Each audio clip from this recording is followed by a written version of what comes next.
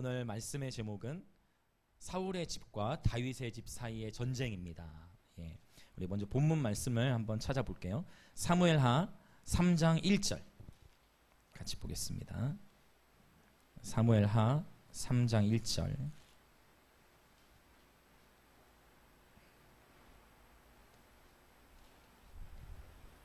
사무엘하 3장 1절.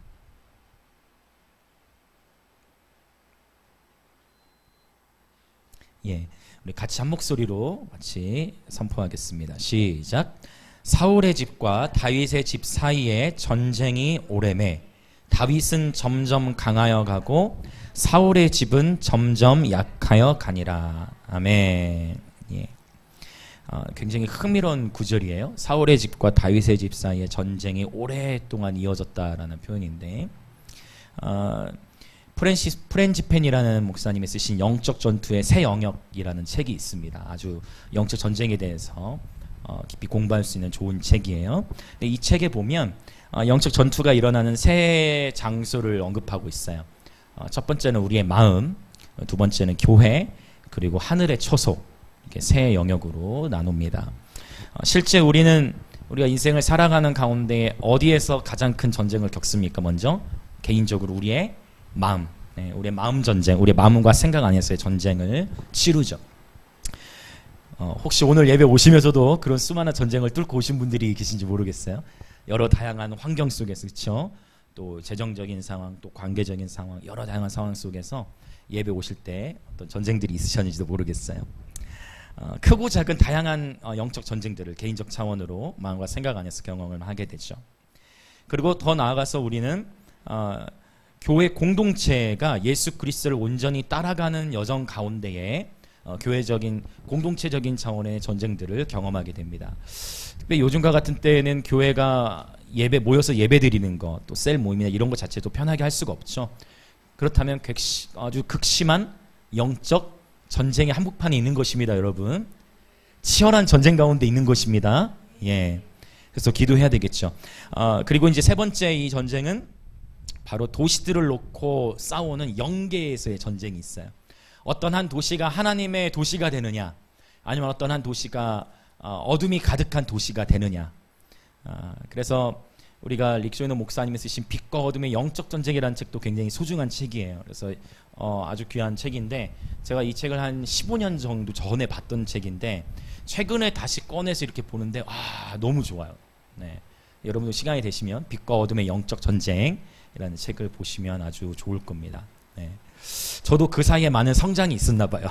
그 책을 보니까 그때는 미처 내가 다 이해하지 못했던 영역들이 더 깨달아지고 더 명확하게 정리가 되더라고요. 할렐루야.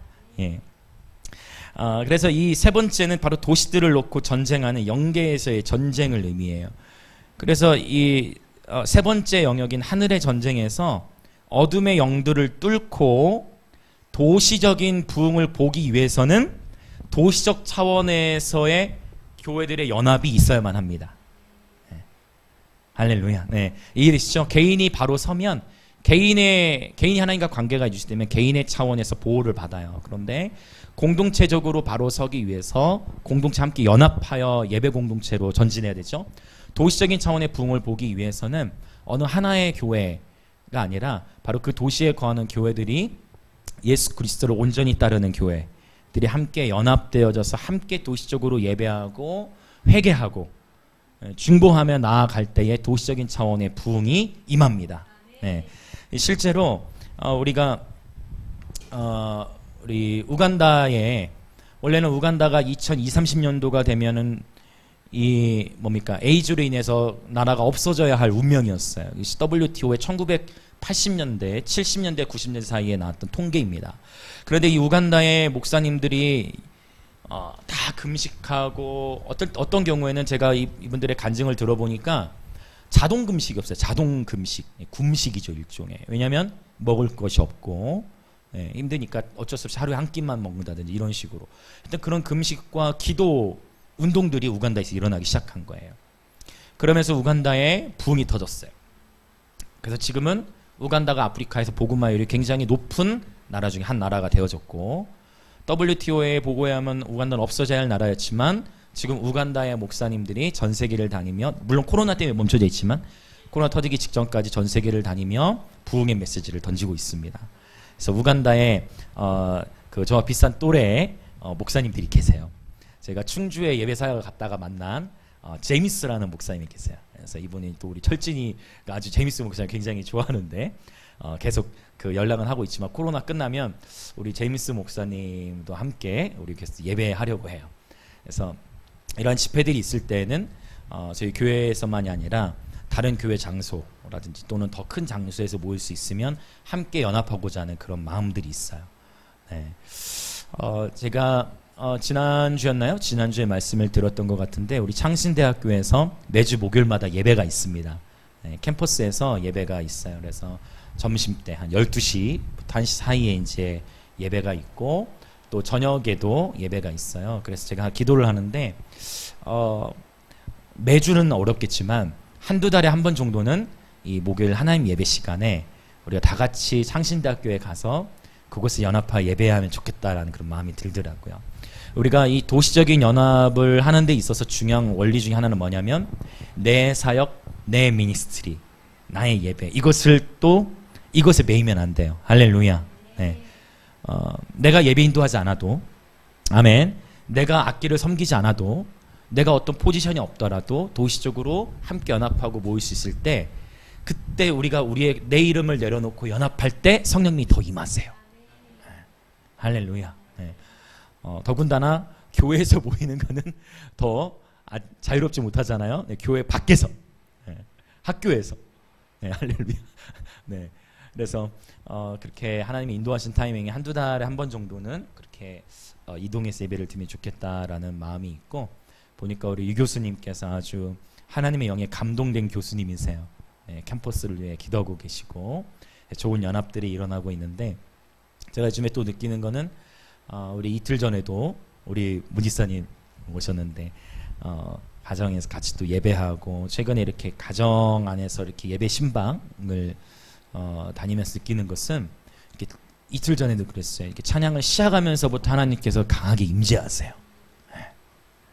요 말씀이 선포되고 기도가 맞춰질 때까지 성령께서 강하게 운행하세요. 그래서 교회 안에서 모이고 예배하는 것이 이제 금지되어지다 보니까 교회 밖에서 주님을 갈망하는 마음으로 그저 찬양을 시작하거나 기도하기 시작할 때 성령께서 비범하게 임재하시는구나, 이것을 정말 강하게 느끼고 있어요.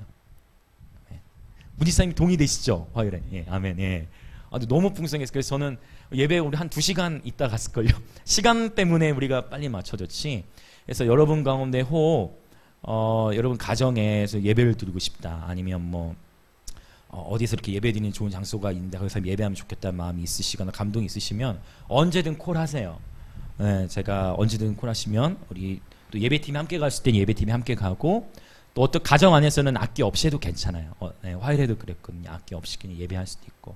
그래서 지금 성령께서 각 개인과 가정들의 비범하게 지금 역사하고 계시는 계절임을 예수님의 이름으로 선포합니다. 네, 네, 그러한 열매들이 나타나고 있습니다. 네. 개인과 가정 안에서 성령께서 특별한 방식으로 일하고 계세요. 초대교회 때 그랬어요. 핍박이 오니까 교회가 어떻게 됐어요?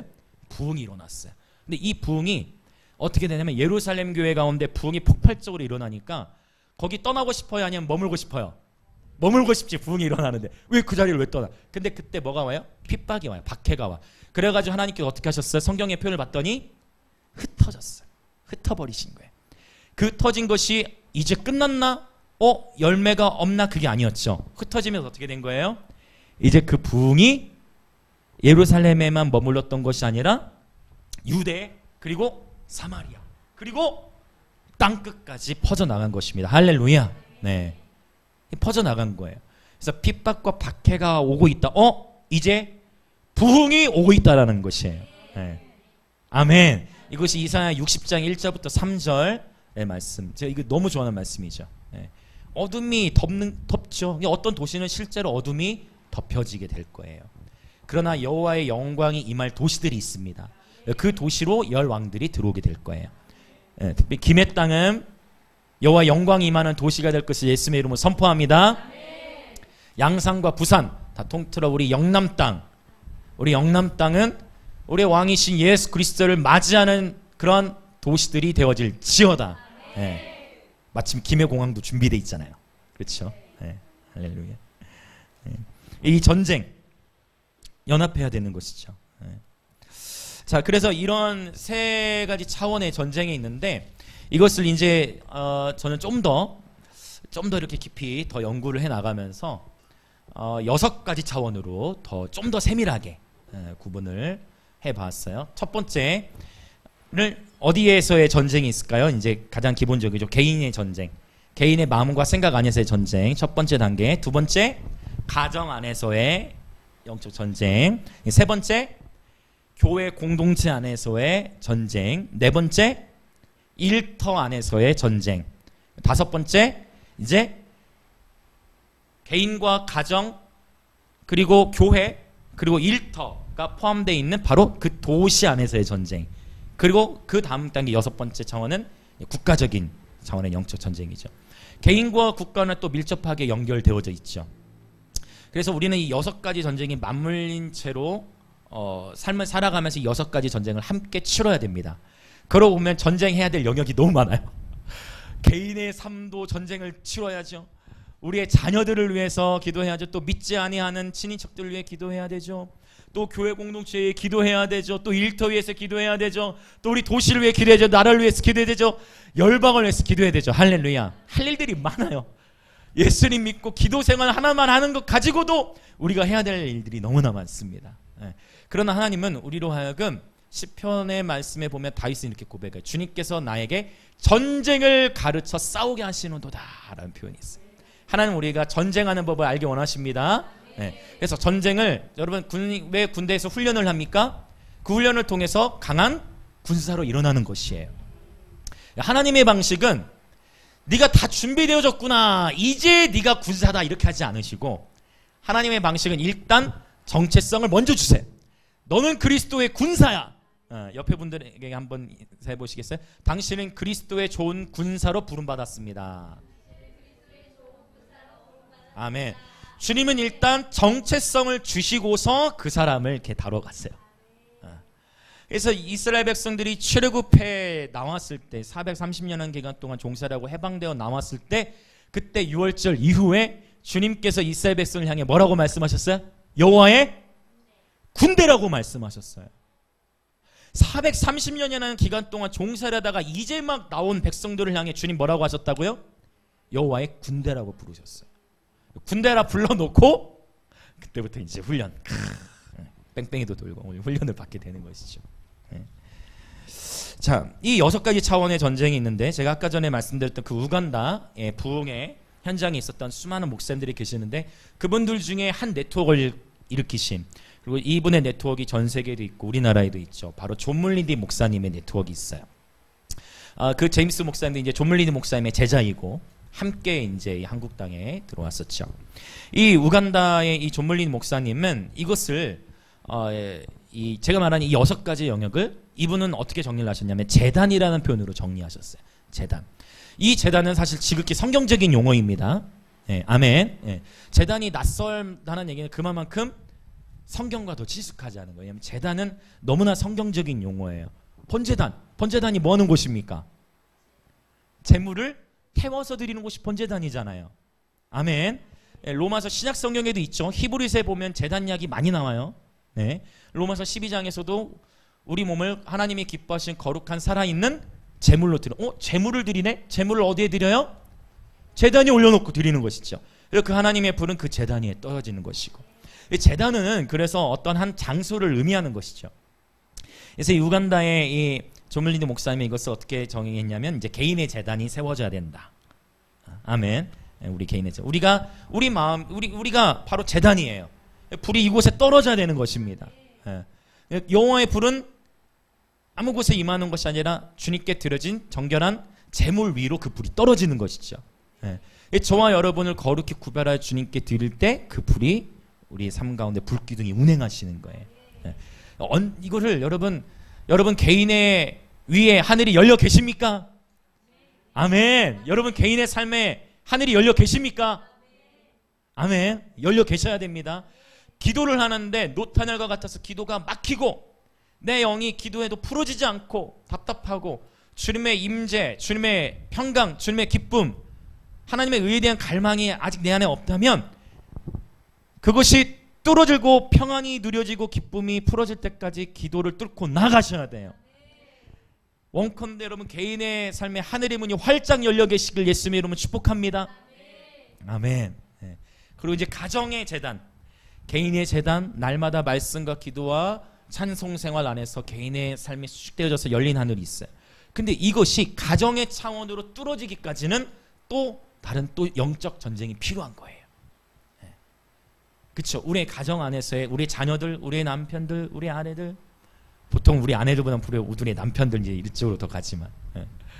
우리의 가정 안에서의 하늘의 문이 활짝 열려서 할렐루야.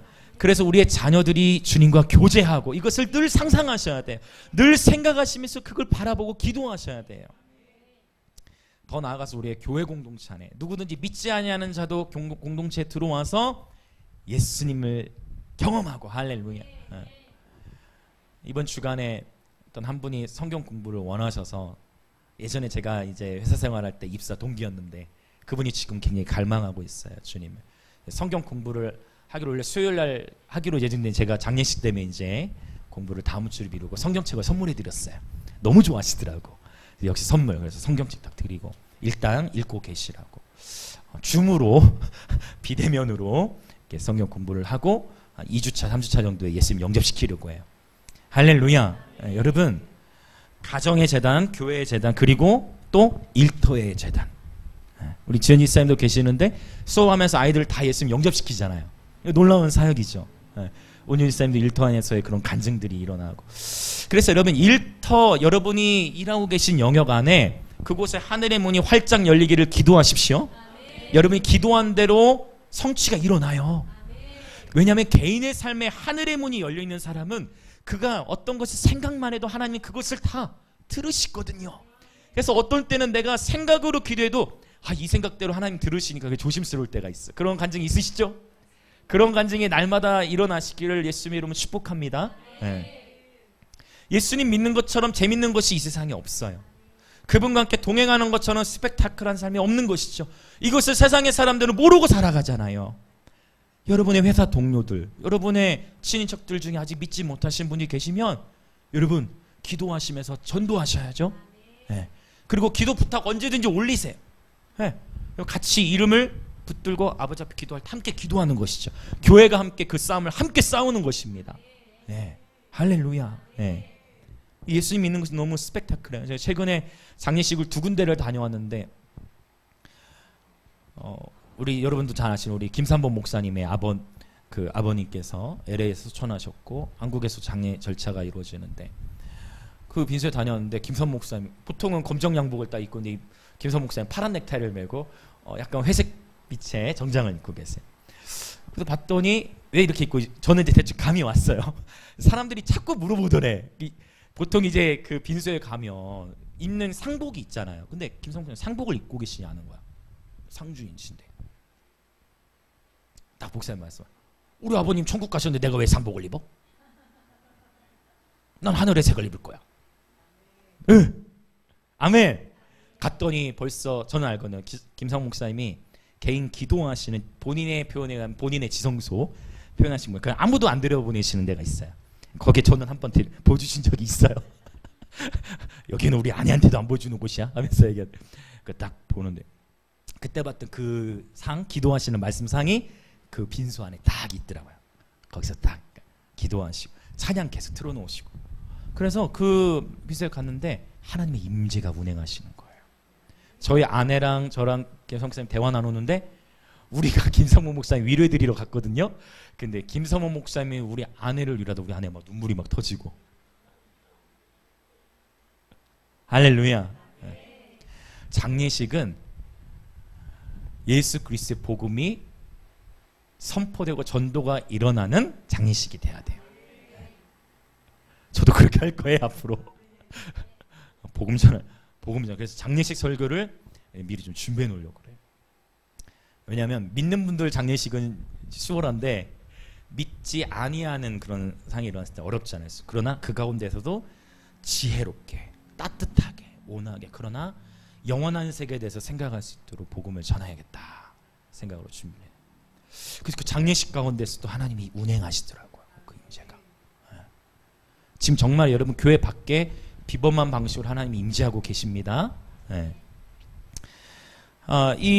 그래서 이 조물리니 목사님은 이렇게 자 일터 재단, 직장 재단이라고 표현을 해요. 그리고 도시 재단, 그리고 국가 재단으로 얘기를 하는데, 저희도 이 연합사역이라는 것을 거의 20년 가까이 해오는 것 같아요. 20년 좀 안 됐네요. 그러면서 도시적으로 연합하여 어떠한 자신의 이름이나 성을 쌓지 않고 예배드리던 그런 공동체들이 다 하나님의 큰 부흥을 경험하고 있어요. 제가 대전에 있을 때 저희가 도시적으로 한 달에 한 번씩 12시간 예배를 드리고 도시를 위해서 기도하는 그런 무브먼트가 있었는데, 그 연합체에 함께 했던 공동체들이 다 큰 부흥들을 많이 경험하고 있어요.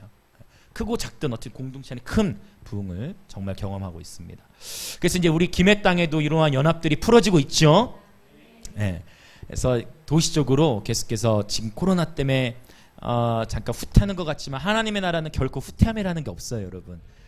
우리 이주만 선교사님, 우리나라 지금 전국적으로 24시 네트워크, 기도 네트워크를 일으키고 계신 이주만 선교사님도 김해에서도 24시 연속 예배 드리자, 올해 가기 전에 이렇게 표현을 하고 있고, 계속해서 좋은 지혜, 하나님이 주신 지혜 안에서 정부의 지침들을 준수하는 가운데에 계속 우리는 밀고 나갈 것입니다. 자, 이러한 6가지 차원의 전쟁 또는 재단으로 표현을 할 수가 있어요. 그런데 이것을 이제 로마서 12장에서는 조금 전에 말씀드렸듯 하나님의 기뻐하신 거룩한 산 제물로 드리라, 이것이 너희가 드릴 영적 예배니라. 그러니까 자, 이걸 잘 정리하시면 좋아요. 전쟁이 재단과 연결되고, 재단이 뭐와 연결돼요? 재물과 연결되고, 이 재물은 곧 뭐와 연결돼요? 예배와 연결되는 거예요. 그래서 이것을 여러분 단어를 잘 정리해 놓으시면 유익해요. 그래서 그렇구나, 이 결국은 영적 전쟁이라는 것은 결국 어떤 전쟁이냐면 예배 전쟁인 거예요. 한번 따라해 보실까요? 영적 전쟁은 곧 예배 전쟁이다. 그렇죠. 그래서 어떤 한 도시에 어둠이 덮여져 있는 것은 분명히 그곳 가운데 어떠한 재단들이 있는데, 주님을 예배하는 재단이 아니라 특별히 어떠한 이방신에 대한 재단, 아니면 뭐 음란, 특별히 어떠한 어둠의 영들이 그 지역을 장악하고 있는 거예요. 그 예배가 없는 곳에 예배를 세우는 것이 바로 선교죠. 그래서 우리 선교단체들에서 선교에 대해 정의 낼 때 진짜 그렇게 내립니다. 그렇죠? 예배가 없는 곳에 예배를 세우는 것. 이것이 예수 전도단 안에서 선교 방침으로 있었던 영역이에요. 자, 그래서 이 영적 전쟁이란 예배 전쟁이다라고도 표현을 할 수 있다라는 것이에요. 자, 이제 오늘 이 사울의 마음과 다윗의 마음을 좀 비교 대조하고, 그다음에 다음 주에는 다윗의 마음을 어떻게 개발할 수 있을까에 대해서 나누려고 합니다. 자, 사울과 다윗 두 사람의 공통점이 있습니다. 공통점이 무엇이냐면 바로 사울과 다윗 두 사람 다 사무엘 선지자로부터 왕으로 기름 부음을 받았다는 것입니다. 할렐루야. 사울도 기름 부음을 받은 왕이에요. 아멘이시죠? 사울과 다윗 둘 다 기름 부음을 받은 왕이었어요. 이것이 공통점이에요. 그런데 이제 중요한 것은 기름 부음을 받은 이후가 또 중요한 거예요. 주님으로부터 놀라운 사무엘, 이스라엘 당대 최고의 선지자, 전 세계적으로 최고의 선지자 아닙니까? 그 최고의 사역자가 와서 기름 부은 거예요. 놀라운 것이죠. 왕으로 기름을 부었어요. 그 기름을 받은 이후에 중요한 것은 그 기름 부음을 내가 어떻게 유지하고 관리하느냐, 이거에 대한 책임은 나에게 있는 것이에요. 그 기름 부음을 잘 관리하고 유지할 때 그 기름 부음은 더 증가됩니다. 근데 내가 관리하지 못할 때 그 기름 부음은 어느 순간 떠나가요. 왜? 성령님은 인격이시니까. 그래서 우리가 잘 관리해야 돼요. 그래서 은혜 받은 이후에, 기름 부음을 충분히 받은 이후에, 오늘처럼 이런 경배와 찬양 가운데 하나님 임재를 충만히 누린 이후에 일어나는 영적 전쟁들을 잘 승리하셔야 돼요. 깨어 계셔야 돼요. 보통 우리가 은혜가 충만한 이후에 3일 이내에 뭐가 있어요? 전쟁이 있어. 그렇지 않습니까? 그래서 이러한 패턴이, 이미 이러한 패턴에서 승리하신 분들이 계실 수 있어요. 할렐루야, 축복합니다. 은혜를 받은 이후에 전쟁이 있지만 깨어있는 가운데 더 계속해서 날마다 주님의 기름 부음이 증가되시기를 주님의 이름으로 축원드립니다. 아멘. 계속해서 증가. 이 둘 다 왕의 기름 부음을 받았는데 사울의 삶과 다윗의 삶을 이제 비교 대조해 보는 거예요. 왜 사울도 부르심을 받았고 왕으로 세움을 받았잖아요. 그런데 왜 사울의 집은 점점 약해질 수밖에 없었나? 사울의 가문은 왜 약해질 수밖에 없었나? 사울의 가문이 약해질 수밖에 없는 어떤 구조적인 특징들이 있었고 사울의 삶에서도 그 기름 부음을 유지할 수밖에 없었던 어떤 영역들이 있었어요. 그 영역에 대해서 나누려 합니다. 먼저 이게 가장 중요해. 사울이 자신의 삶에서 가장 중요시 여긴 것은 무엇이냐면 한번 따라해 보겠습니다. 자존심. 다시 한번 자존심. 바로 이거예요. 사울의 삶이 하나님의 부르심을 향해 온전히 더 전진하는 것을 방해했던 영역이 뭐냐면 사울이 갖고 있던 자존심이에요. 이 자존심은 또 어떻게도 표현할 수 있을까요? 결국 자존심, 자기 사랑이죠. 이 자존심의 뿌리에서 연결되어 드러나는 것이 뭐냐면 개인주의, 이기주의, 그리고 권력에 대한 욕심, 명예, 또 지위에 대한 욕심, 그리고 시기와 질투, 그리고 사람들의 시선. 이것을 자존심이 우리 안에 누구나 이 자존심은 누구나 있습니다. 이 자존심이라는 것이 바로 우리의 삶을 이렇게 이러한 영역 안에서 개인주의와 이기주의와 그리고 명예욕, 권력욕, 사람들의 시선에 대한 두려움 이런 것들이 결국은 자기 사랑의 뿌리, 자존심의 뿌리에서부터 기인하는 거예요.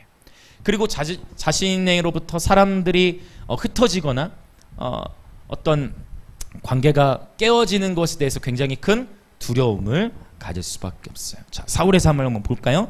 사무엘상 31장에 보면은요, 블레셋 족속과의 전투에서 사울이 화살에 맞습니다. 중상을 입어요. 그 순간에 이제 죽겠구나라는 생각이 들었을 때 사울이 적들에게 모욕을 받기 원치 않았어요. 모욕이라는 단어. 이 적들에게 모욕을 받기 원치 않았어요. 그래서 어떻게 합니까? 사무엘상 31장에 보면 자기 스스로 칼을 자기 부하의 칼을 뽑아서 성에 봤더니 자기 스스로 목숨을 끊어요. 이 자살이에요. 그렇죠? 왜요?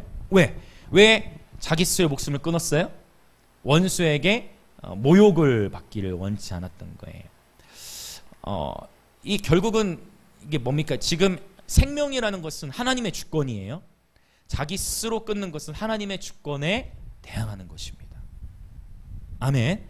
생명은 하나님의 영역이에요. 하나님께서 우리가 호흡을 주셨으니까 이 호흡도 누가 걷어가셔야 돼요?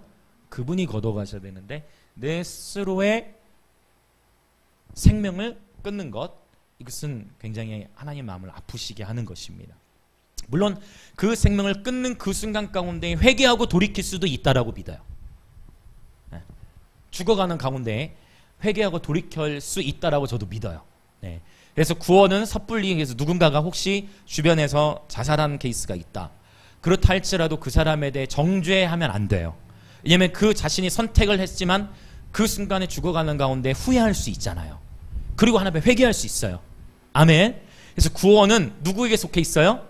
하나님께 속해 있는 영역이에요. 아멘. 그래서 결코 어떠한 이들도 정죄하지 마시고 선입견으로 사람을 바라보지 마세요. 하나님이 하세요. 구원은 하나님의 전적인 영역인 것입니다. 사울은 이 자존심이 너무나 셌어요. 자기 사랑이에요. 우리가 이 사울의 삶을 이제 좀 더 보자면 사무엘상 13장과 15장에 보면 사울의 삶이 어땠는지 더 언급이 돼 있어요. 사무엘상 13장에 봤더니 사울이 이제 블레셋과의 전쟁 중에 먼저 사무엘 선지자가 와서 제사를 드리고 전쟁을 치러야 되는데 사무엘 선지자가 오질 않아요. 그래서 사울이 번제를 드리거든요. 근데 이 본문을 자세히 보시면 사울이 사무엘 선지자 오기를 며칠 동안 기다렸을까요? 맞아요. 사울이 그냥 너무 못 참았던 것도 아니고 나름대로 며칠을 기다렸어요? 나름대로 7일을 기다렸어요. 사무엘 선지자가 오기로 약속한 기한이라고 표현해요. 그러니까 그 오기로 한 날짜가 됐는데 안 온 거야. 그러니까 사울의 입장에서는 나름대로 기다린 거예요. 근데 약속한 길이 되지 않자 이제 어떻게 사람들이 흩어지기 시작하는 거예요. 떠나가기 시작해. 그러니까 사울의 마음에 뭐가 생겨요? 두려움이 생기는 거예요. 분명히 사무엘 선지자가 오기로 약속한 시간인데 오지 않네? 큰일 났다. 백성이 흩어지고 우리 지게 생겼다. 그래서 사울이 번제를 딱 드리죠. 흥미로워요. 사무엘상 13장의 본문은 어떻게 기록해요? 번제를 드리기를 마치자마자 7일 동안 나타나지 않던 그 사무엘 선지자가 번제 드리기를 마치자마자 사무엘 선지자가 도착해. 자, 여러분 이런 인생 사이클 경험해 보신 적 있죠? 그렇지 않습니까? 뭔가 아무리 기다려도 오지 않았는데 어떤 일을 딱 했는데 그 이후에 아차 싶은데 그때 딱 어떤 일들이 일어나는 것들. 참 신기해요. 사무엘이 정한 기한대로 7일을 기다려도 오지 않았고 그래서 번제를 드렸는데 번제 드리자마자 사무엘이 오는 거예요. 근데 이때 사울 왕이 사무엘 선지자를 통하여 책망을 듣죠. 이때 올바른 하나님의 백성들은 어떻게 반응해야 되냐면 회개함으로 나아가는 것이죠. 제사, 그때 당시의 문화로 보자면 그 제사는 사무엘 선지자가 드려야 했으니까. 그래서 회개함으로 나아갔으는 사울이 그렇게 회개를 하지 않고 오히려 변명과 핑계를 대는 영역으로 반응하는 모습을 볼 수 있어요. 우리 인생의 여정 가운데에 우리가 중요한 것은 하나님을 신뢰하고 사랑하는 마음보다 내게로부터 사람들이 흩어질 것에 대한 두려움, 내 지금에 처한 삶의 전쟁에서 질 것 같은 두려움, 이 마음들이 클 때 우리는 그릇된 판단들과 결정들을 하기가 쉬워요. 그래서 어떤 중요한 결정들을 해야 하실 때 반드시 주님께 여쭙고 주님의 명확한 사인 안에서 움직이는 지혜가 필요해요. 이때 우리가 마음에 관리해야 될 영역이 뭐냐면 바로 조급함의 영역이에요. 모든 전쟁은 하나님께 속해 있는 것을 신뢰하시면서 하나님의 응답이 올 때까지 기다릴 수 있는 주님의 지혜가 필요합니다. 그래서 우리 신앙생활에 이 하나님의 이 지혜, 이 인내, 요한계시록 14장 13절은 표현해요. 성도들의 인내가 여기 있나니 저들은 예수 믿는 믿음과 하나님의 계명에 대한 말씀을 지키느니라. 성도들의 인내가 여기 있나니 요즘 같은 때 인내가 굉장히 필요한 시즌입니다. 아멘. 성도들의 인내가 절실히 필요해. 주여 어느 때에 이 코로나가 멈추겠나이까? 주여 어느 때 우리가 비로소 전도를 편하게 할 수 있겠습니까? 인내가 필요해. 어느 한 연구기관에서 연구조사를 보니까 앞으로 1년 안에 우리나라의 교회가 15,000개가 다들 문 닫을 가능성이 있다라고 그 통계를 내놨어요. 이 코로나가 지속될 경우에 그런 통계를 보았어요. 15,000교회, 그렇게나 될까? 왜냐하면 한국 교회 안에 우리도 개척 교회 중에 한 교회지만 미자립 교회를 기간마다 달라. 어떤 곳은 50%, 어떤 곳은 70%, 80%까지 미자립 교회로 보거든요. 그러나 이 위기 가운데에 하나님은 교회들이 더욱 깨어나게 하실 것입니다. 교회들은 온전히 예수 그리스도께 정렬된 교회들은 더욱 담대히 빛을 발하는 모습으로 나아가게 될 것입니다. 정말입니다. 교회들 안에도 치열한 영적 전쟁이 있을 거예요. 그래서 우리들의 교회가 사울의 집의 모습으로 가지 않고 다윗의 집의 모습으로 가기를 간절히 기도해야 됩니다. 여러분이 속하신 교회 공동체가 사울의 집의 모습으로 가는 것이 아니라 다윗의 집의 모습으로 가야만 합니다. 사울의 집의 모습으로 가는 교회는 실제로 문을 닫을 수밖에 없는 어려움에 처하게 될 것입니다. 그러나 다윗의 집의 모습을 취하고 나아가는 교회는 환난과 핍박 가운데서 오히려 더욱 믿음으로 전진하게 될 것입니다. 그래서 우리는 늘 깨어 있어야 돼요. 절대 교회 머리는 예수 그리스도가 되셔야 하지 그 외에 어떠한 것도 그분의 영광을 가로채서는 안 됩니다. 예. 자, 사무엘상 13장에서 이런 일이 있었고 15장에 가서 사실 한 번 더 제가 봤을 때 하나님이 기회를 주셨어요. 한 번 더 기회를 줬어. 그것은 이번에 아말렉 족속과의 전쟁이. 이 아말렉과의 전쟁인데 하나님께서 사울에게 명령하셨어요. 뭐라고 말씀하셨죠? 아말렉 족속을 쳐서 뭐하라? 진멸시켜라. 어떤 것도 남기지 말고 진멸시켜라 말씀하셨어요. 아말렉과의 전쟁에서 승리했을까요? 패배했을까요? 이거 큰 교훈이 있어요. 전쟁에서 승리했을까요? 패배했을까요? 승리했어요. 하나님의 관심은 네가 이 전쟁에서 승리하냐 패배하냐에 있는 것이 아니에요. 하나님의 관심은 네가 순종했냐 순종하지 않느냐에 있어요.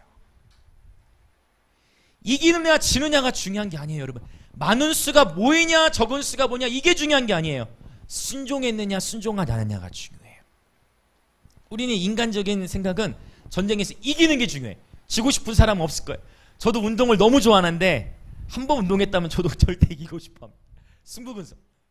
사람은 누구나 다 이기고 싶어해. 근데 하나님의 관심은 그 전쟁에 이기느냐 지느냐가 아니고 순종하느냐에 관심이 있어요. 모든 전쟁은 주님께 속해 있는 것이에요. 그래서 사울은 승리를 거두고서 그 좋은 것들을 어떻게 했어요? 좋은 것들은 진멸하지 않고 취했어요. 사무엘 선지자가 왔어요. 왕이시여, 여호와께서 아말렉을 진멸하라 하셨는데 어찌하여 왕은 진멸하지 아니하였습니까? 그때 사울이 어떻게 해요? 회개합니까? 회개하잖아요. 여러분, 회개는 축복입니다. 날마다 조금이라도 하나님과 관계에서 맡긴 게 있고 죄책감이 있다. 죄책감이 오면 회개하십시오. 아멘. 죄책감이 와서 회개를 했는데 떠나가지 않았다. 그러면 그건 사단의 참소니까 예수님으로 떠나보내시면 돼요. 근데 내가 사단의 참소가 왔는데 예수님을 떠나가라고 해도 떠나가잖아. 그러면 하나님은 뭘 원하시는 거예요? 회개해야 돼요. 그러니까 어떤 죄의 문제가 있을 때는 1차적으로 뭐부터 해야 돼요? 회개부터 하는 거예요. 할렐루야. 회개는 우리의 영을 자유케 합니다. 근데 회개를 정말 철저하게 했어. 그런데도 그 생각과 그 마음이 떠나가잖아. 그럴 때 어떻게 하면 돼요? 그때 이제 예수님의 이름으로 선포하고 그 생각을 끊어내는 거예요. 먼저는 회개예요. 죄책감이 올 때. 자, 이 사무엘 선지자를 통해 사울에게 하나님 또 말씀하시는데 사울이 이때에도 뭐해요? 회개하는 걸 선택하기보다 뭐해요? 변명하는 거예요. 내가 이 좋은 짐승들 이거는 너무 죽이기가 아깝다고. 사무엘이 있어. 이건 너무 죽이기가 아까워요. 아무래도 이것은 여호와께 드리는 게 좋을 것 같아 하고 살찐 것과 기름진 것을 어떻게 했어요? 남겨두었어요. 하나님 보시기엔 그것은 옳지 못한 행동이었어요. 그렇죠? 그래가지고 또 이제는 내가 두 번 하나님 이제 말씀하시고 13장에서도 말씀하셨는데 15장에 또 사울 왕 세운 거를 정말로 후회하셨죠. 이 후회하다는 단어가 사실은 이사야 40장 1절에 쓰인 나함, 위로하다라는 단어와 똑같은 단어인데 이 본문에서 나함이라는 단어는 불쌍히 여기다는 의미도 있어요. 하나님께서 보시기에 사울이 너무 불쌍한 거예요. 부르심을 줬고 그 부르심이 일어나가기를 원했고 이전에 말씀드렸어요. 기름 부음이 증가될수록 그에 따르는 책임도 더 커지는 것이죠. 사울이 그 책임을 다 못하게 된 거예요. 그리고 사무엘상 15장에 보면은 사울은 어떻게 하냐면 내가 너 왕 삼은 것을 후회한다 했을 때 그때 사울이 회개하지 않고 뭐 할까요? 어떻게 사무엘 선지자 얘기할까요? 사무엘 선지자시여, 나로 하여금 내가 범죄하였을지라도, 이 단어는 충격적이에요. 내가 하나님께 죄를 지었을지라도, 그러면 회개로 가는 게 아니고 내가 범죄했을지라도 이 백성들 앞에서만큼은 알리지 말아주세요. 뭐예요? 자기의 명예. 그래서 이 사울은 어떻게 했습니까? 자신의 뭐를 세웠어요? 사무엘상 15장 본문에 있죠. 기념비를 세웠다라고 표현해요. 자신의 기념비를 세우고 죄를 지었을 때 회개하고 다시 일어나는 것이 아니라 내가 범죄하였을지라도 이 백성들 앞에서만큼은 자신의 자존심, 자신의 명예를 깎지 말아주세요. 표현한 거예요. 여러분, 우리가 절대적으로 이 사울의 삶을 통해서 교훈을 받아야 될 것은 지금 이 심각한 영적 전쟁 가운데에 예배 전쟁으로 승리해야 되는데 자존심을 내세우는 결국 나 자신의 영광을 구하는 거예요. 주님을 예배한다지만 결국 누구를 예배하는 거예요? 나를 예배하는 거예요. 어쩌면 내가 예배 생활을 한다 하지만 그 예배 생활의 목표가 나의 영광일 수 있어요. 내가 하는 예배인도, 내가 하는 예배 반주가 나의 성공, 사람의 칭찬, 사람의 인정으로 인하여 하나님을 예배하는 것이 아니라 나 자신이 높임을 받으려는, 나 자신도 속을 쓰는 영역이 있어요. 그래서 예배가 음악이 없고 반주가 없어도 예배할 수 있어야 됩니다. 아멘. 네. 내 모든 삶에서 그 모든 영광을 누가 받으셔야 돼요? 하나님. 내 삶에 주신 그 승리가 있을 때 그 승리 가운데서도 그 모든 영광을 누구에게 올려드려요? 하나님께 다 올려드려야 되는 것입니다. 아멘. 너무 중요한 영역이에요. 이 다윗이 골리앗을 무찌른 이후에도 이스라엘 여인들이 이제 노래합니다. 뭐라고 노래해요? 어머, 사울이 죽인 자는 천천이고 다윗이 죽인 자는 만만이로다. 다윗이 골리앗을 무찌르니 왜? 어머, 사울이 죽인 자는 천천히요, 다윗이 죽인 자는 만만히로다. 안 그래도 사울은 이제 주님의 음성도 들리지 않고 하나님 왕 삼은 거 후회한다라고도 들었는데 이제는 어떻게 됐을까요? 미쳐버렸어요.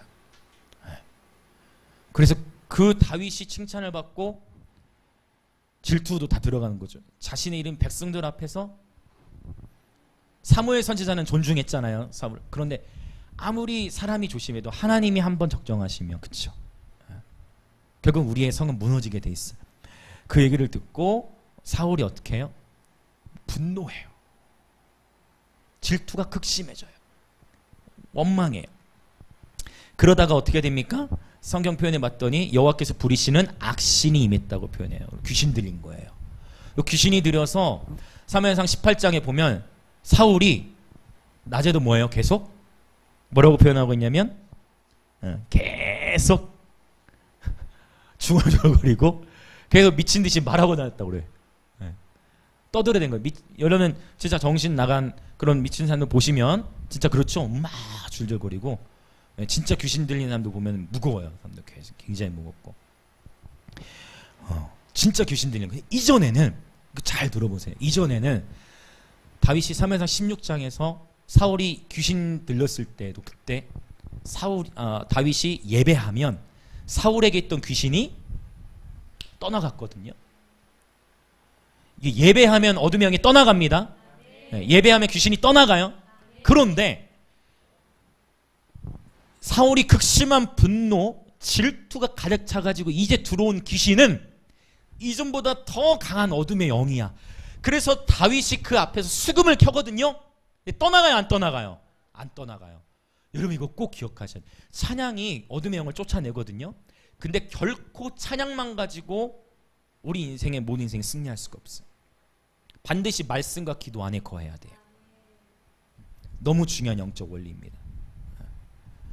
찬양을 통해 어둠의 영이 떠나가는데 여러분 찬양의 하나의 무기만 가지시면 안 돼요. 반드시 여러분 말씀 같이 묵상하셔야 되죠. 반드시 개인 기도 생활이 있어야 돼요. 그렇지 않으면 어떤 어둠의 영들은 돌파가 되는데 어떠한 영역 안에서는 되지 않아요. 더 시간들이 필요하고 더 많은 성원의 기름이 필요한 거예요. 그리고 이 사울이 심지어 어떻게 했습니까? 다윗을 창으로 박아 죽이려 했어요. 큰일 날 뻔했어요, 여러분. 여러분 큰일 날 뻔했어요. 다윗 죽을 뻔한 거예요.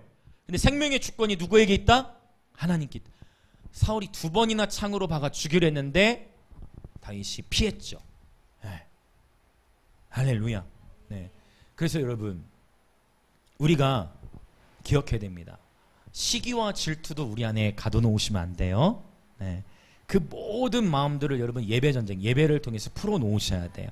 하나님 앞에 가셔서 다 하소연하시고 회개할 것도 회개하시고 읊조려야만 합니다. 네.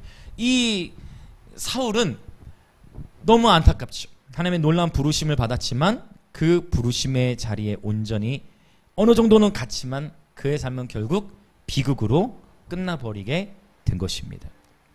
너무 안타깝죠. 그러면 자 사울은 자존심으로 살았던 인물이죠.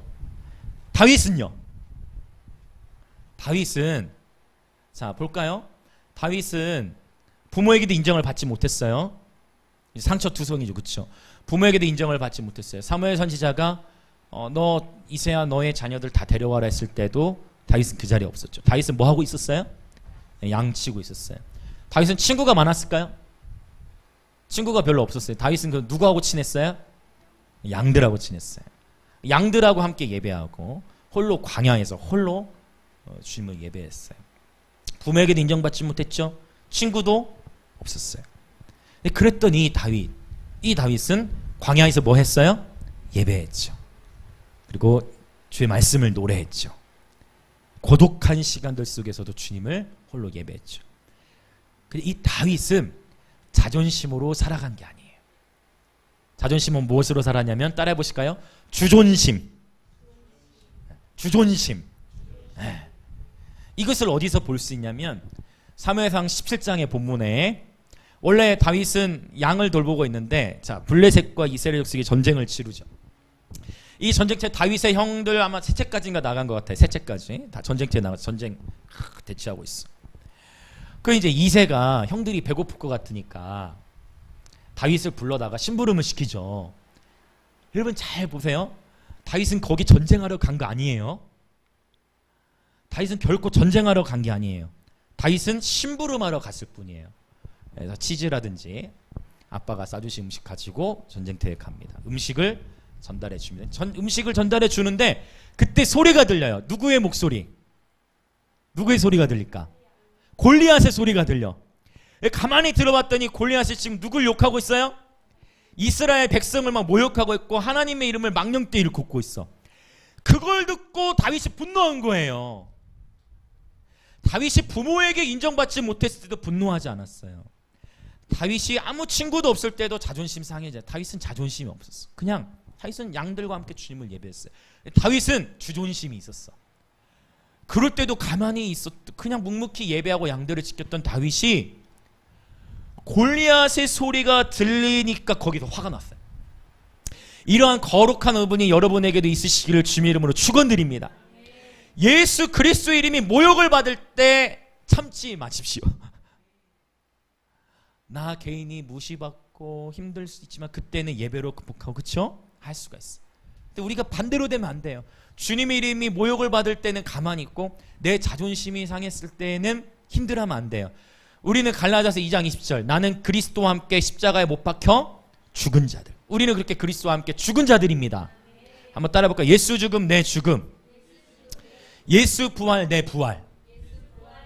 예배자들은 반드시 예배를 통해 자존심이 십자가에 못 박혀야 됩니다.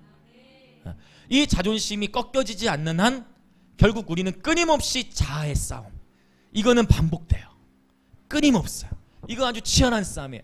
그러니까 아예 여러분, 그래서 저는 그런 표현, 내려놓음이라는 표현이 참 좋을 수 있는데 하나 내려놓으면 그 다음에 또 내려놓을 거 생기고 하나 내려놓으면 또 내려놓고 이제 됐다 싶으면 또 내려놓을 게 생겨요. 내려놓는 신앙생활이 아니라 죽으시는 신앙 되시길 예수님으로 축복합니다. 그리스도 함께 우리는 죽은 자들이에요. 그래서 이 정체성을 붙들고 내가 죽은 자들인데 나의 어떤 또 반복되는 예전에 죄의 패턴이 나타나, 그러면 그때 좌절하지 마시고 그때 뭐라고 표현하냐면 이미 죽은 내 자아가 비춰졌네. 또 회개하고 돌이키고 또 나는 이미 그리스도께 죽은 자야. 너는 나와 상관이 없어. 이것이 옛사람과 새사람 아닙니까? 아멘. 옛사람은 이미 그리스도와 함께 십자가에서 죽은 거예요. 그래서 이 말씀의 지식을 견고히 세우셔야 돼요. 그래야 내 삶의 사이클에서 어려움과 죄 가운데 혹 넘어져도 여호와를 앙망함으로 할렐루야 새 힘을 얻어서 독수리가 날개치며 올라가가 같고, 소년이라도 피곤하고 지치고 장정이라도 넘어지며 쓰러질 때 여호와를 앙망함으로 일어나는 것입니다. 일어나는 것이에요. 그래서 내려놓는 것도 좋은 표현인데 우리는 그리스도 함께 죽은 자들이에요. 그러니까 여러분, 죽는 게 더 빨라요. 내가 내 거 뭐 내 성공 내 야망 그거 쥐어봤자 얼마 전 여러분 그 명예와 그 권력 다 지닌 그분도 결국은 자신의 명예와 권력 그 안에서 자살을 선택했잖아요. 다 부질없는 거예요. 그 명예와 권력 그거. 이걸 여러분 일찍 깨달으시길 주님의 이름으로 축복합니다. 일찍 깨달아야 우리 10대 때부터 가르쳐야 돼.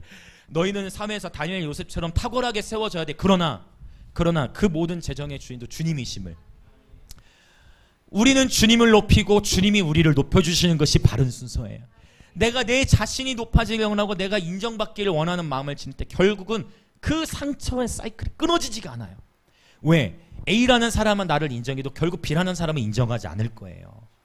여러분, 저와 여러분이 아무리 인생을 잘 살고 관계를 아무리 잘 쌓아도, 저도 나름 관계 잘 쌓는 사람이라고 표현을 많이 듣거든요. 어렸을 때부터도 듣고. 근데 아무리 관계를 잘 쌓아도 결국은 누군가는 여러분에 대해 모욕하고 결국 누군가는 여러분에게 함부로 대고 결국 누군가는 여러분 인정. 여러분이 아무리 내가 삶을 막 내가 철저하게 대인관계 막 철저하게 하고 완벽하게 대인관계를 추구하려 하더라도 결국은 여러분 인정하는 사람이 있다니까요. 사람의 인정과 사람의 만족, 그렇다고 인생을 대충 살아라는 건 아니에요. 이 균형이 또 중요하죠 또. 그러나 그럼에도 불구하고 사람의 인정과 사람의 어떠함을 따라가면은 그 사람을 두려움 때문에 올무에 걸리게 됩니다, 여러분. 여호와를 의지하는 자는 안전하지만 사람을 두려워하면 올무에 걸리죠. 그래서 죽어야 됩니다. 할렐루야. 그리고 성경을 이미 우리는 그리스도의 십자가에 죽은 자들이에요. 이것을 믿음으로 기도하는. 그래서 찬양만 가지고 하나 말씀과 기도로 가야 돼. 말씀과 기도 없이 찬양 흐름으로만 가면 찬양이 그분을 높이는 흐름으로만 가지 않고 나중심의 찬양으로 가게. 이 패턴이 나중심의 찬양에서 그걸로 가야 돼. 할렐루야. 위대하신 하나님을 찬양하면서도 눈물이 터져나시길 축복합니다. 열방을 통치하시는 그분을 보고서도 눈물이 터져나시길 축복합니다. 오늘 그 찬양 제가 은주희 쌤이 카톡에 올려주셔서 알게 됐는데 얼마나 좋아요. 하늘은 노래하고. 이 찬양이 여러분 감격이 터져나시길 예수님을 축복합니다. 내가 위로받고 회복되는 것도 중요해요. 근데 여기서만 머물도록 하나님 창조하시지 않았어요. 내려놓고 오늘도 내려놨는데 내일 또 내 연약함 나를 위한 하나님. 그러면 이 부르심의 은혜로 가지를 못해요. 이것도 필요한데 이제 전진하셔야 돼요. 할렐루야. 깨어나십시오. 나의 회개, 나의 어떠함에 머무는 것은 아직 깨어난 게 아니에요. 나의 차원의 영에 머물면 그것은 아직 잠들어 있는 거예요. 하나님의 부르심은 여러분을 하여금 여러분이 속한 교회 공동체, 가정 공동체, 그리고 일터, 그리고 도시, 나라를 위해 예배하고 중보하는 자들로 부르셨습니다. 부르심의 지극히 넓혀져야 돼요. 다윗 주존심으로 산 거예요. 그 형들이 인정해요, 안 해요? 안 하죠. 형들이 막 욕하잖아. 다윗이 아니 감히 아니 형 저 지금 골리앗 봐봐. 저 뭔 소리 하는 거야? 그 하나님 이름을 모욕하고 있어. 형들 여기서 뭐해? 이스라엘 백성도 다 두려워 떨고 있었죠. 성경에 봤더니 이스라엘은 다 두려워 떨었다고 했어. 아니 지금 저 골리앗이 하나님의 이름 욕하고 있잖아. 그 얘기하는 것들이 사람들이 웅성웅성. 저 누구지? 우리 다 조용히 입이 다 벙어리가 됐어. 다 입이 묶여가지고 다 벙어리가 돼 있어. 아무 말도 못하고 있는데 마치 오늘날 마스크 쓰인 것처럼 다 벙어리가 돼 있는데 다윗은 얘기. 아니 지금 하나님의 이름을 모욕하고 있잖아. 그 소리가 사울의 귀에도 들어갔죠. 그리고 사울이 다윗에게 갑니다. 성경에 다 기록되어 있진 않았지만 나중에 이제 다윗 형님과도 얘기를 해봐야 되겠죠. 주님 오시고 나면. 사울은 다윗 안에 있던 기름 부음을 알았던 것 같아요. 네. 그 기름 부음을. 그런데 단지 자신의 갑옷을 씌우려 했는데 사울의 갑옷이 맞아요, 안 맞아요? 그러니까 여러분 이것도 중요해. 남의 갑옷 그대로 베껴 써서는 능력이 안 나타나요. 아무리 크고 튼튼한 갑옷이어도 그 갑옷 여러분에게는 안 맞아요. 여러분 그래서 따라 기름 부음을 절대 흉내낼 수가 없어요. 여러분에게만 맞는 기름 부음의 옷이 있어요. 여러분에게만 맞는 하나님이 주신 무기가 있어요. 아멘. 네. 여러분만이 또 함께 하실 때 풀어질 수 있는 그 기름 부음이 있어요. 오늘 철진이가 다른 일정이 있어가 조금 늦게 도착했는데 물론 드럼이 없어도 우리가 딱 예배했지만 근데 철진이가 드럼 함께 또 합류하니까 또 더 이렇게 깊이 마음이 모아지죠. 각 사람만이 함께 여러분이 한 사람 한 사람이 함께 할 때 이 연합대만에서 함께 풀어질 수 있는 차원의 연합된 기름 부음이 또 있는 것이죠. 그러니까 우리가 서로가 함께 하는 것이 얼마나 소중하고 아름다운 것인지 몰라요. 한 분 한 분 이 자리에 계신 모든 분들이 마찬가지예요. 여러분 한 분 한 분이 이 자리에서 파수하시고 함께 기도하기 때문에 불이 불을 더하는 것입니다. 철이 철을 날카롭게 하는 것이에요. 형들도 조롱했어요. 다윗을. 네가 뭔데 거 나가서 너 죽어. 네가 거기 가서 너 뭐 하려고 너 죽어. 형들도 말리고 사울은 사울의 갑옷 입히려고. 난 그거 다 필요 없어요. 나는 이 물맷돌 가져가. 물맷돌 딱. 돌멩이 몇 개 가져갔죠? 5개 주었다 했어요. 사실 블레셋에는 5 방백이 있어요. 다윗은 차례대로 눕히려고 생각을 했던 것 같아요. 왜요? 어차피 한 방에 못 눕히면 골리앗에게 죽을 가능성이 더 커. 그렇지 않을까요? 네. 근데 다윗은 준비된 용사였죠. 양들을 지키고 있을 때 사자와 곰들이 나타나서 다윗 죽이려 하면 양들 물어가려 하면 다윗은 사자와 곰을 찢어서 죽였잖아요. 할렐루야. 양 한 마리 건져내려고. 네. 이 부분은 다음 주에 이제 다윗의 마음을 개발하게 할 때 더 나눌 건데 다윗이 나가서 골리앗을 휙 돌려서 올려서 팡 때려 눕혔죠. 승리가 왔어요. 승리를 쟁취했어요. 골리앗의 칼로 골리앗의 머리를 또 베버리죠. 할렐루야. 이스라엘의 큰 승리가 있어요. 이 승리를 쟁취하기까지. 기억하세요. 다윗은 전쟁하러 나간 게 아니에요. 다윗은 그냥 아빠의 말씀에 순종해서 음식 갖다 주러 간 거예요. 여러분의 삶 안에, 우리의 삶 안에 영적 전쟁은 이제 몇 날 며칠 몇 시에 영적 전쟁이 나에게 올 거야. 이때 두려움이 공격할 거야. 이때 뭐가 밀려올 거야. 그런 식으로 오지 않아요. 예기치 못한 때에 예기치 못한 방법으로 전쟁이 옵니다. 뭐 해야 돼요? 그때에서야 부랴부랴 막 내가 하나님과 관계 싸우려고 하면 돼요? 안 돼요? 쉽지 않아요. 그래서 뭐 해야 돼요? 미리 준비돼야 돼요. 할렐루야. 지금 준비되는 계절이에요. 이사야 40장 여호와 오실 길을 준비하는 계절입니다. 그리고 이미 전쟁은 시작이 됐지만 계속 더 준비돼야 돼요. 더 큰 영적 전쟁의 파도가 올 거예요. 그때까지 여러분 부지런히 깨어 계셔야 돼요. 더 준비하셔야 돼요. 근데 말씀드렸어요. 찬양만 가지고 안 돼요. 노래만 가지고 되지 않아요. 여러분 말씀 안으로 들어가셔야 돼요. 기도하셔야 됩니다. 그래야만 승리할 수 있어요. 자, 이제 우리가 같이 기도할 준비를 하겠습니다. 이 다윗의 마음 개발하는 것을 다음 주에 더 이어서 나눌 건데, 결국 다윗은 자신의 삶에 어떠한 관계적인 아픔이 있음에도 불구하고 그것에 대해서 분노하거나 시기하고 질투하지 않았어요. 다윗은 철저히 주존심으로 살았던 예배자예요. 그런데 예배자분들이요, 우리의 자존심은 십자가에서 그분과 함께 못 박혔습니다. 아멘. 아멘이 크게 나오시길 축복합니다. 우리는 그리스도와 함께 십자가에 못 박혀 죽었습니다. 그래서 세상에 사는 이들과 우리와 다른 점이, 이게 종이 한 장 차이 같지만 너무나 다른 인생을 사는 거예요. 결국 세상의 사람은 자신의 성공, 자신의 야망, 명예, 권력, 결국 이 모든 것은 뭐예요? 자기 사랑이라는 뿌리에서 나오는 거예요. 세상의 방식으로 우리는 살지 않습니다. 아멘. 우리는 바로 하나님의 말씀을 따라 사는 예배자들입니다. 사울의 집은 약해질 수밖에 없는 구조를 가진 거예요. 끊임없이 자기 중심적인 모습. 오늘날을 보면은요, 이 세대가 갈수록 사랑이 식어지고, 그렇죠. 어제는 저는 이제 우리 그 경비하시는 소장님하고도 친해서, 근데 그분도 항상 제가 오면 나오셔서 말을 더 거세요. 분리수거할 때. 근데 하시는 말씀이, 이제는 분리수거할 때 규칙들이 있는데 그걸 잘 지키지 않는 사람들이 있어도 말을 못 꺼낸다는 거예요. 왜? 거기다 버리면 안 된다고 얘기했다가 그 사람이 해코지해가지고 자기한테 함부로 할 수도 있지 않냐. 왜요?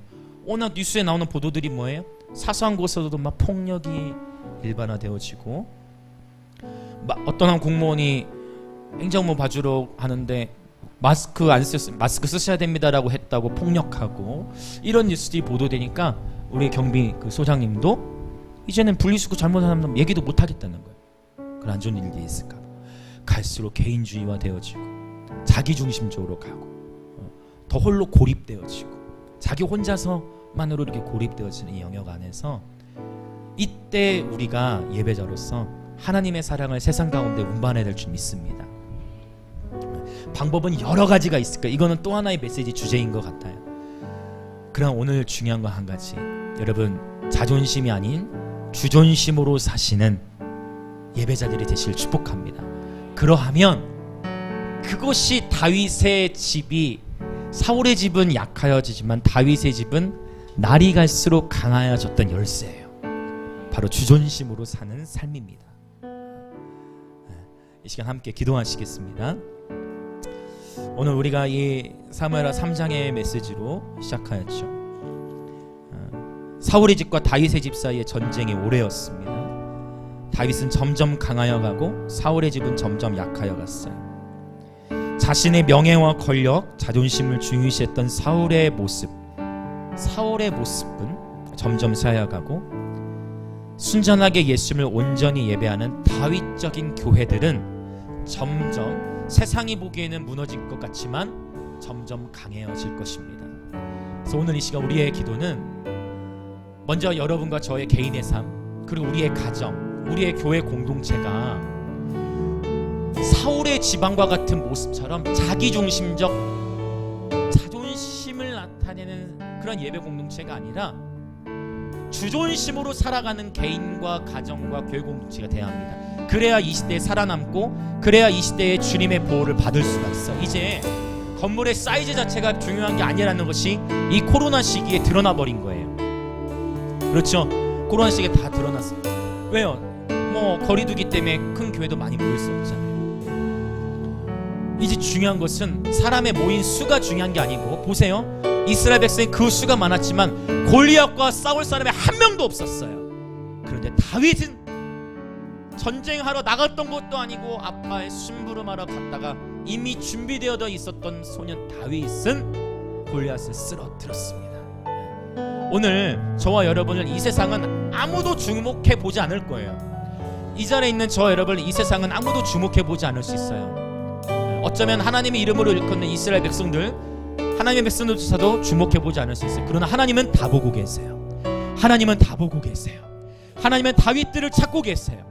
하나님은 자존심 아닌 주존심으로 살아갈, 자신의 자아를 부인하고 상처에 이제 매이지 아니하고 온전히 예수 그리스도의 복을 위하여, 하나님 나라를 위하여 전진할 자들, 그러한 예배자들, 다윗들을 찾고 계신 거예요.